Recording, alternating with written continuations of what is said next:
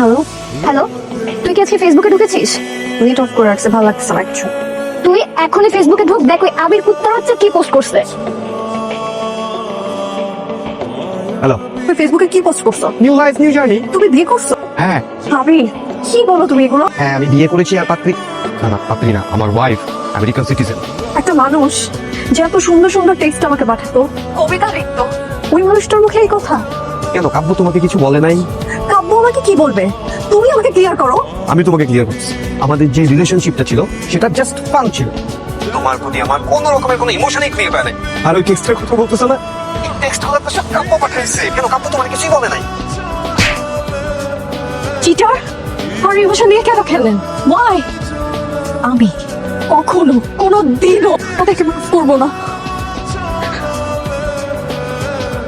তোমার সাথে আমার একটু কথা আছে, জাস্ট 2 মিনিটস। আমি কোনো চিটারের সাথে কথা বলবো না। 2 মিনিট, জাস্ট 2 মিনিট, আমার কথা একটু শোনো। 2 মিনিট প্লিজ। আমি আপনাকে লাস্ট ওয়ার্নিং দিচ্ছি, আপনাকে যদি নেক্সট টাইম আমি আমার চোখের সামনে দেখি তাহলে জুতা খুলে পিটাবো।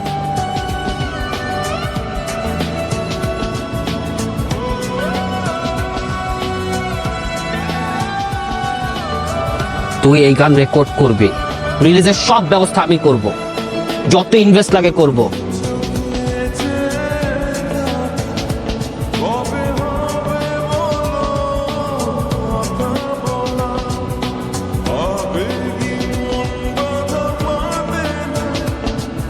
কুহু, কি কাব্যের গান শুনে পালাচ্ছেন? অনেকদিন আগের গল্প, ফরিদপুর তেঁতুলতলা, মনে পড়ে? আপনাকে স্পেশাল থ্যাঙ্কস, আপনি না থাকলে এই অসাধারণ গানটা তৈরি হতো না। মানে তুমি ইন্টার ফার্স্ট ইয়ার, কাব্য তখন অনার্স সেকেন্ড ইয়ার। তোমার কলেজে যাওয়ার পথে দিন দাঁড়িয়ে থাকতো একবার তোমাকে দেখার জন্য, কি যে ভালোবাসতো। কিন্তু সাহস করে কখনো সামনে বলতে পারেন। তারপর একদিন অনেক সাহস করে ওর মনের কথা বলতে গেল। সেদিন তোমরা এলাকা পাল্টে চলে গেলে।